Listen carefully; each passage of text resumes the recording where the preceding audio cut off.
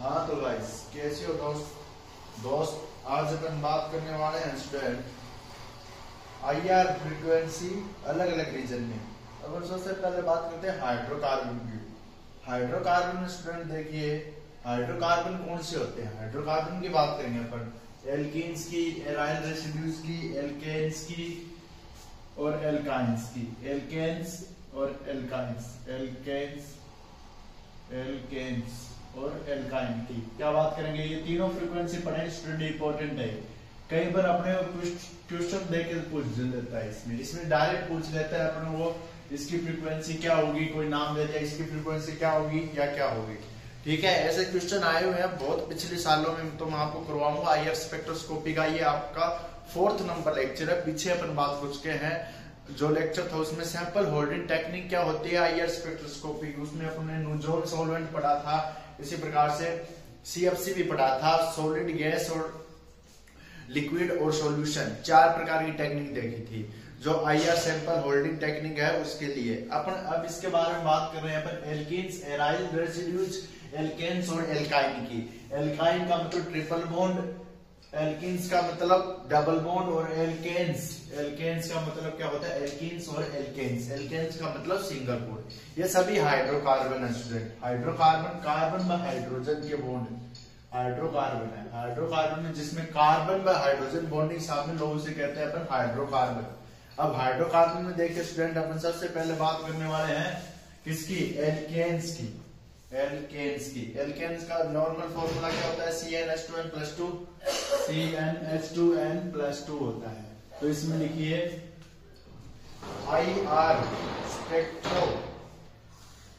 IR spectroscopy of alkanes की IR spectroscopy. इसमें देखिए स्टूडेंट जो एल्केन की आईआर स्पेक्ट्रोस्कोपी है उसमें जो आईआर स्पेक्ट्रम प्राप्त होता है या आईआर स्पेक्ट्रम फ्रीक्वेंसी प्राप्त होती है वह कार्बन व हाइड्रोजन बॉन्ड की स्ट्रेचिंग के कारण प्राप्त होती है। स्ट्रेचिंग के कारण, किसके कारण स्टूडेंट, स्ट्रेचिंग पढ़ा है हम लोगों ने, स्ट्रेचिंग फ्रीक्वेंसी, कार्बन व हाइड्रोजन की स्ट्रेचिंग फ्रीक्वेंसी के कारण ये बॉन्ड आपको प्राप्त होता है स्टूडेंट। दूसरी बात लिखिए, कार्बन व हाइड्रोजन की जो स्ट्रेचिंग फ्रीक्वेंसी होती है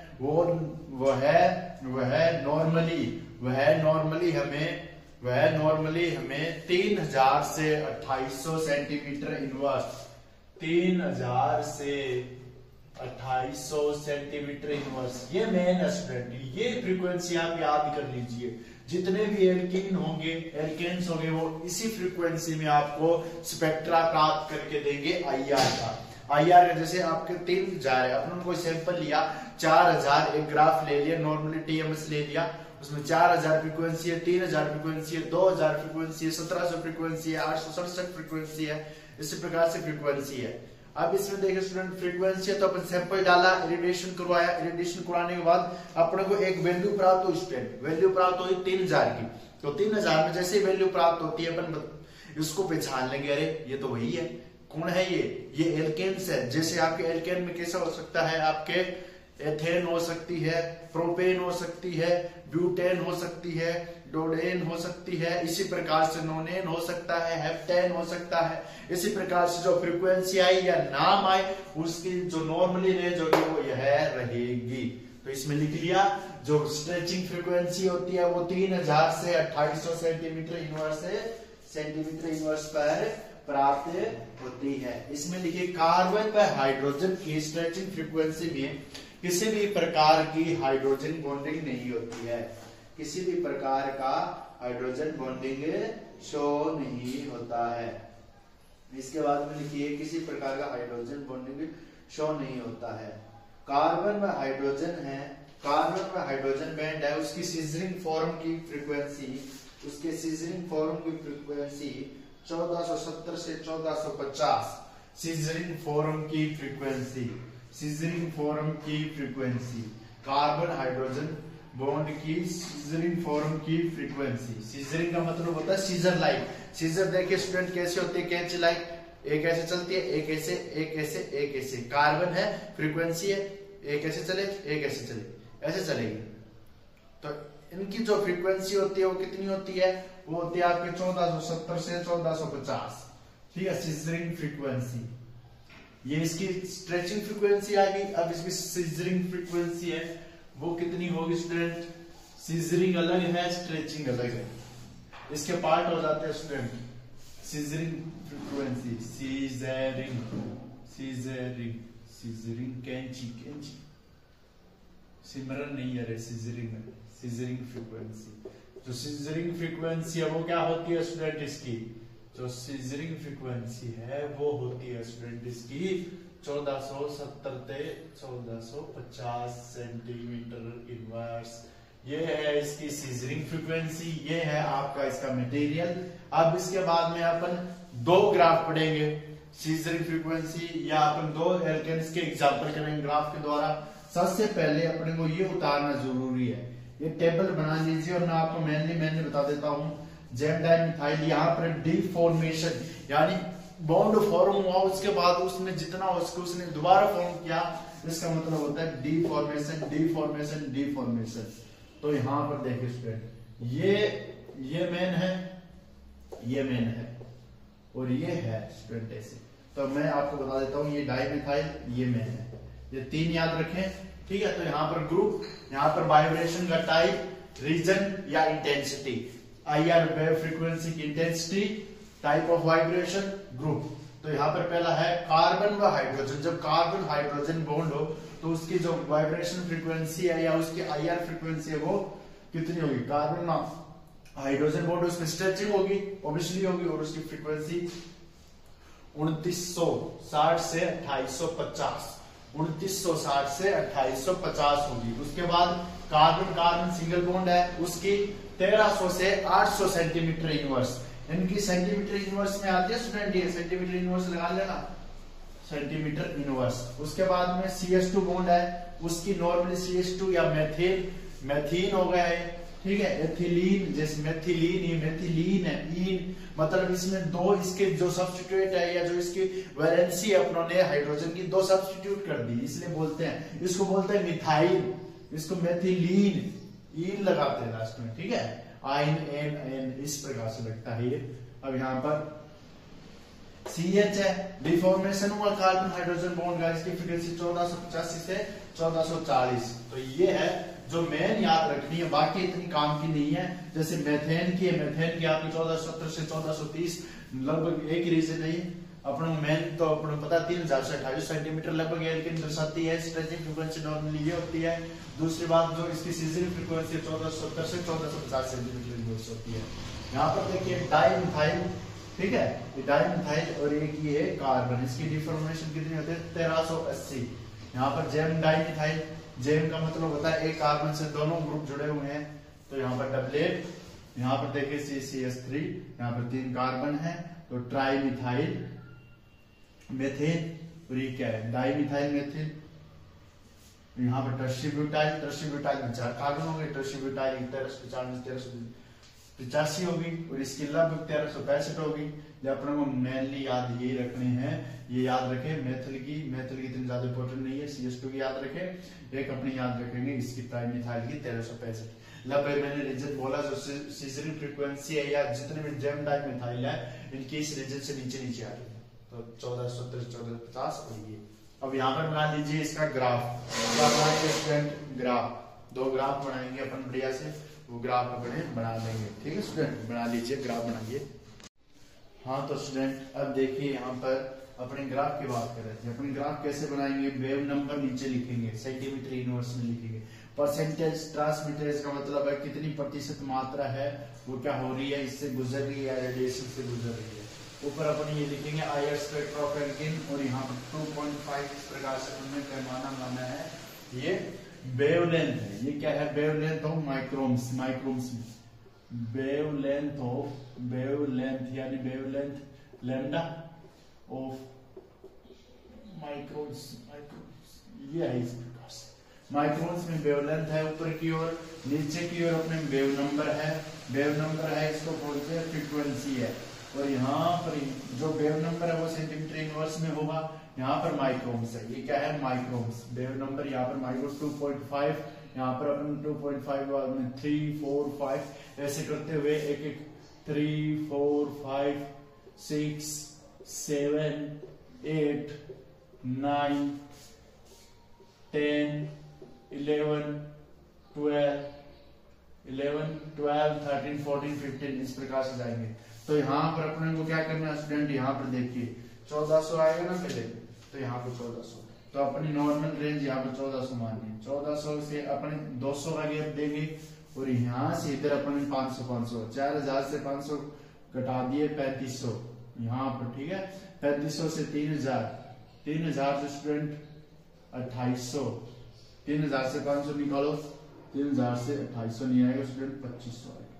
2500 के बाद में 2000 से कितना आएगा, 2000 से 500 गए, 2000 से 500 गए 1500 यहाँ पर आएगा 1500 और 1500 से आएगा यहाँ पर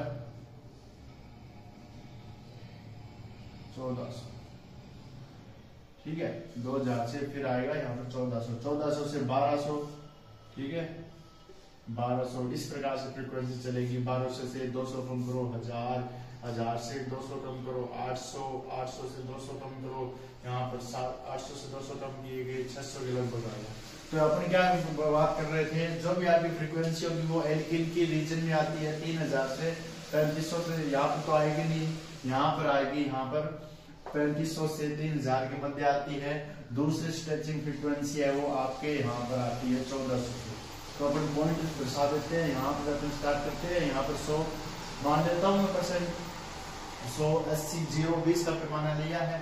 तो यहाँ पे अपन स्टार्ट करेंगे, तो यहाँ से अपन स्टार्ट कर रहे हैं फ्रीक्वेंसी को, स्टार्ट करते यहाँ पर आ गई 3000 पर, एक फ्रीक्वेंसी आ गई 3000 पर। 3000 पर आने के बाद मैंने बताया एल्किन फ्रीक्वेंसी 3000 पे आती है, दूसरी आती है अपने 1400 से यहाँ पर, एक फ्रीक्वेंसी आएगी यहाँ पर, ठीक है स्टूडेंट।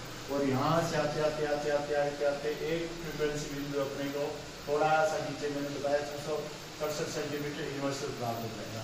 तो अपन बिंदु भी नाम दे देंगे, ये ए बिंदु है, ये बी बिंदु है और ये सी बिंदु है। ये इस प्रकार से बिंदु है।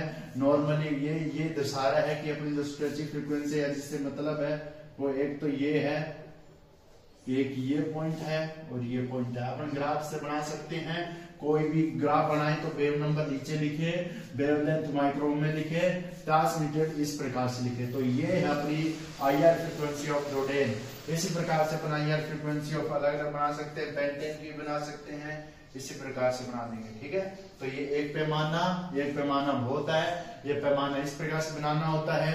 अगर अपने को ज्यादा नंबर शो करके आने तो ऐसे बना के आना है, ठीक है। पेंसिल ले जाए, इस प्रकार से नंबरिंग करें और इस प्रकार से बनाएं। अब दूसरी बात आती है अपनी आईआर स्पेक्ट्रा ऑफ एल्केन्स, आ गया एल्कीन्स का, फिर एल्काइंस का, अब आएगा एल्कीन्स का, ठीक है। एल्कीन्स का आउटपुट लेते हैं। हाँ तो गाइस अब देखिए स्टूडेंट, यहाँ पर ट्रांसमिटेज परसेंटेज ट्रांसमिटेज की बात करें स्टूडेंट, परसेंटेज ट्रांसमिटेज की बात करें तो अपन आईआर स्पेक्ट्रा की बात कर रहे हैं। आईआर स्पेक्ट्रा है, जो आईआर स्पेक्ट्रा है वेवलेंथ वो नीचे आएगी स्टूडेंट। और अपन बात कर रहे हैं एल्कीन्स की। तो एल्कीन्स में नॉर्मल टर्म आते हैं, कार्बन डबल बॉन्ड कार्बन होगा। सबसे पहले कार्बन में हाइड्रोजन बॉन्ड तो होंगे, हाइड्रोकार्बन है तो हाइड्रोकार्बन हाइड्रोजन बॉन्ड की मैंने फ्रीक्वेंसी आपको बताई, ये आती है 3100 से 3000 सेंटीमीटर इनवर्स पर सेंटीमीटर इनवर्स और लगा लीजिए। दूसरी बात, इसका जो IR spectra conjugation of double bond है, कार्बन डबल बॉन्ड कार्बन है, वो 1625 सेंटीमीटर इनवर्स। इसलिए टर्म लिखे है स्टूडेंट, ताकि अपन जब भी ग्राफ बढ़ाए ना तो अपनों को कोई प्रॉब्लम नहीं आए। जैसे अपन पूछ लिया हाइड्रोकार्बन की वाइब्रेशन फ्रीक्वेंसी की व्याख्या कर लीजिए, आईआर स्पेक्ट्रोस्कोपी की 5 नंबर में आ गया तो ऐसे बनाना पड़ेगा, 3 नंबर में आ गया तो एक ग्राफ बना के आओ स्टूडेंट, एग्जाम्पल समझा के आओ। तो ये इंपॉर्टेंट है। तो यहाँ पर अपन बात कर रहे हैं 1 डेकीन। यहाँ पर हमेशा डबल बॉन्ड को प्रायोरिटी देते हैं, फंक्शनल ग्रुप हो तब फंक्शनल ग्रुप को, अगर नहीं है तो अपन डबल बॉन्ड हो। डबल को क्यों सर, सिंगल क्यों नहीं? अरे सिंगल है, डबल को कमिटमेंट करना थोड़ा आसान नहीं है। तो यहाँ पर डबल बॉन्ड को देते हैं अपन प्रायोरिटी। तो यहाँ पर नंबर 1 2 3 4 5, तो इसको 10 कार्बन है, कितने हैं? 1 कार्बन 2 कार्बन 3 कार्बन और ये रहा 3 और 6 9, 9 और 1 10, इसे बोलते हैं डेकीन। 10 को डेक, तो 1 डेकीन, डेकीन, डेकीन। ईन क्यों लगाया? इसका अनुलग्न लगता है, डेकीन। अब मैंने बताया कार्बन हाइड्रोजन स्ट्रेचिंग फ्रीक्वेंसी है वो आपके 3100 सेंटीमीटर पर, 3100 कहीं ना कहीं इनके बीच में 3100 है, इन दोनों के बीच में। तो मैं यहां से स्टार्ट कर दूं फ्रीक्वेंसी को। दूसरी बात यहां पर ले जाऊं, इन दोनों के बीच में ले जाऊंगा इस, तो यहां पर मैंने एक फ्रीक्वेंसी यहां पर आपके बना दी, ठीक है। पॉइंट आप दे सकते हैं, आपकी मर्जी है। अब इसके बाद मैंने बताया कि यहाँ पर जो फ्रीक्वेंसी है, जितनी ज्यादा फ्रीक्वेंसी पास होगी ना उतना ज्यादा आईआर स्पेक्ट्रा नीचे जाएगा, जितनी दूर होगी उतना ऊपर आईआर स्पेक्ट्रा जाएगा। इंटेंसिटी का फर्क पड़ता है, 3000 इंटेंसिटी है, अभी यहाँ पर मैंने बताया 1625 आती है, तो यहाँ पर ये स्पेक्ट्रा ऐसे ऐसे चलता जाएगा स्टूडेंट, कोई फर्क नहीं पड़ेगा। और यहाँ पर 1625 में थोड़ा सा यहाँ पर आ जाएगा, ठीक है। तो यहाँ पर एक बिंदु आएगा, यहाँ पर मैंने 1625 इसलिए लिखा ताकि यहाँ पर 25 सेंटीमीटर यूनिवर्सल फ्रीक्वेंसी प्राप्त हो जाए, और यहाँ पर फ्रीक्वेंसी आ जाएगी इस प्रकार से। तो ये है आपके आईआर स्पेक्ट्रोस्कोपी की एल्कीन्स की, एल्केन की होगी, ये एल्कीन्स की है, एल्केन्स, एल्कीन्स, एल्कीन्स, एल्कीन्स किसकी है स्टूडेंट? एल्कीन्स की। पहले ये देखते हैं स्टूडेंट, आपको दिखाई दे रहा है, इसमें शायद दिखाई देना चाहिए, शायद नहीं दिखाई दे रहा स्टूडेंट, ये एल्कीन्स की है। अब लास्ट आता है अपना एल्काइंस का, एल्काइंस का मैं आपको करवा रहा हूँ, ये 3 का हो गया। अब एल्काइंस का, अब देखिए एल्काइंस का, इसके बाद में है लास्ट एल्काइंस का। हाँ तो गाइस अब देखिए स्टूडेंट, यहाँ पर एल्काइंस की बात करते हैं। Carbon triple bond carbon alkynes होता है, उसमें देखिए क्या होता है स्टूडेंट। एल्काइंस में अपन फ्रीक्वेंसी की बात करें, ये फ्रीक्वेंसी है। तो carbon triple bond carbon hydrogen 3300 centimetre universe, carbon triple bond carbon 2200 centimetre universe. ये याद करनी है अपन को, रखनी पड़ेगी यार, क्योंकि अपन को ये तो पता ही है यार 3300 सेंटीमीटर यूनिवर्स 3100 से, ये तो नॉर्मल कार्बन हाइड्रोजन स्ट्रेचिंग है। लेकिन कार्बन ट्रिपल बॉन्ड कार्बन और हाइड्रोजन होते हैं वो यहाँ पर 3300 सेंटीमीटर यूनिवर्स पर, carbon triple bond carbon 2200 centimetre universe पर। मोनो एसिटाइलिन स्ट्रेचिंग, मोनो का मतलब होता है एक ग्रुप जुड़ा हुआ है, तो यहाँ पर CH3, मोनो का मतलब एक प्रकार के, ठीक है। डाई, डाई यानी दो, डाई सब्स्टिट्यूटेड है यानी डाई सब्स्टिट्यूटेड मतलब होता है दो ग्रुप। जैसे एक कार्बन है CH3 जुड़ा हुआ है, तो यहाँ पर डाई बोलेंगे। मोनो का मतलब एक CH3 जुड़ा मोनो है, इस प्रकार से। ये कार्बन हाइड्रोजन की जो बेंडिंग होती है वो आपको प्राप्त होती है स्टूडेंट। यहाँ पर कितने पर प्राप्त होती है बेंडिंग? बेंडिंग बता देता हूँ आपको, प्राप्त होती है स्टूडेंट 650 से 610, 650 से 610 सेंटीमीटर इनवर्स पर। अब देखिए इसके ग्राफ बनाते हैं। हेक्साइन लिया आपने, हेक्साइन लिया है, हेक्साइन में देखिए स्टूडेंट ये है, ये बॉन्ड ही देखिए स्टूडेंट, ये बॉन्ड देखें, सिंगल बॉन्ड भी है कार्बन हाइड्रोजन, ये भी है स्टूडेंट। मोनो सब्स्टिट्यूटेड या डाई, मोनो सब्स्टिट्यूटेड स्टूडेंट, क्यों मोनो एक ही प्रकार ग्रुप है। अब यहाँ पर देखिए स्टूडेंट किस प्रकार से करते हैं, मोनो भी है डाई भी, ये मोनो है ये डाई है, ठीक है। डाई मिथाइल, ये मोनो बोल सकते हैं या एन बोल सकते हैं। अब यहाँ पर देखिए स्टूडेंट, मैंने बताया carbon triple bond carbon 3300 centimetre universe, 3300 कहाँ पर है? इनके बीच में है ना, इनके बीच में। तो अपन इसको लेते हैं यहाँ पर, 3300 सेंटीमीटर यूनिवर्स आ जाता है, एक यहाँ पर आ गया। दूसरा है अपने कार्बन ट्रिपल बॉन्ड कार्बन, ये आता है अपने 2200 पे, तो 2200 पे भी एक फ्रीक्वेंसी आएगी कार्बन ट्रिपल बॉन्ड कार्बन की, और एक यहाँ पर आती है 650 पे, एक यहाँ पर आ गई, एक 2200 भी आएगी स्टूडेंट। मैं इसको ब्लैक कर दूं, ब्लैक मार्क से शो कर दूं, तो इसको यहाँ पर ऐसे ऐसे जाते जाते जाते, और यहाँ पर ये 2200 है, यहाँ पर 2200 भी आ गई है। अब इसके बाद में एक फ्रीक्वेंसी दे रखी है इसने बोला एक फ्रीक्वेंसी आप लीजिए 650 से 610, तो ये फ्रीक्वेंसी ऐसे जाएगी। यहाँ पर हेक्साइन रफ कर देता हूँ, यहाँ पर लिख देता हूँ 1 हेक्साइन, हेक्साइन उतार लीजिए इसको, बहुत इंपॉर्टेंट है स्टूडेंट, क्योंकि मैं इसलिए करवा रहा हूँ। डायरेक्ट वैसे तो एग्जाम्पल पूछा जाता है, लेकिन बाई चांस आ ही जाए, इसलिए आपको एल्डिहाइड और OH वाला ज्यादा इंपॉर्टेंट है। ये यहाँ पर आ गया, इस मार्कर को मैं चेंज कर देता हूँ, और यहाँ पर जाते जाते जाते जाते जाते जाते ये आ जाता है स्टूडेंट, यहाँ पर फ्रीक्वेंसी है जो जिसकी मैं बात कर रहा हूँ। ये पॉइंट C, यहाँ पर B, यहाँ पर A, पता चल गया किस किस का पॉइंट है। जो C पॉइंट है वो क्या बता रहा है? C पॉइंट बता रहा है कि carbon hydrogen bending mono substituted है, ये यहाँ पर आएगी। ये बोल रहा है कार्बन ट्रिपल बॉन्ड कार्बन है 2200, यहाँ पर आएगी स्टूडेंट 2200 इसके बीच में होगा। अब यहाँ पर ये बोल रहा है ये 3300 है, ये 3300 है। तो ये होती है अपनी पूरी स्पेक्ट्रा ऑफ एल्काइंस का। तो यहाँ पर एक जो टॉपिक था मैंने करवा दिया है। अब एरोमेटिक हाइड्रोकार्बन और बचता है स्टूडेंट। एरोमेटिक हाइड्रोकार्बन का मैं आपको करवा दूंगा और पूछा भी गया है, ठीक है। एरोमेटिक हाइड्रोकार्बन है, उसका पूछा गया है, उसका अपन करेंगे। उसके बाद में एल्कोहल फिनोल्स, एल्कोहल फिनोल्स इनकी तो फ्रीक्वेंसी लिखी जाएगी स्टूडेंट, डायरेक्ट ग्राफ नहीं बनाया जाएगा। तुम ग्राफ बनाने बैठेंगे बहुत हो जाएगा, क्योंकि इसकी जो फ्रीक्वेंसी थोड़ा मामला ऐसी है स्टूडेंट, जिसमें जो पीछे क्वेश्चन आए हुए हैं वो करेंगे अपन। इसलिए अपन क्या करेंगे, जो मेनली है ना वो करवा दें। जैसे अपने आज बात कर ली, अब एरोमेटिक की वाली बात करेंगे, पैराजाइलिन, ऑर्थोजाइलिन, मेटाजाइलिन, इनकी डायरेक्ट फ्रीक्वेंसी लिखवा दूंगा, क्योंकि ग्राफ आप फ्रीक्वेंसी से बना सकते हैं। ग्राफ आपको बनाना आ गया स्टूडेंट, ठीक है।